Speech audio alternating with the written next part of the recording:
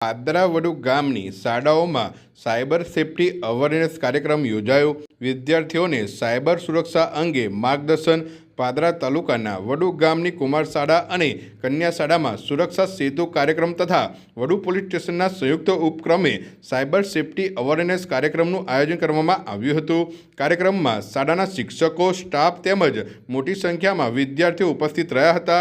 કાર્યક્રમ દરમિયાન વડુ પોલીસ સ્ટેશનના પીએસઆઈ એસ પટેલે વિદ્યાર્થીઓને સાયબર સેફટી, રોડ સેફટી તેમજ ગુડ ટચ, બેડ ટચ જેવા મહત્વના વિષયો પર માહિતીસરભર માર્ગદર્શન આપ્યું હતું। તેમને વિદ્યાર્થીઓને ઓનલાઈન છેતરપિંડી, ફેક લિંક્સ, ઓટીપી ફ્રોડ અને સોશિયલ મીડિયા સંબંધિત જોખમોથી સાવચેતી રહેવા અનુરોધ કર્યો હતો।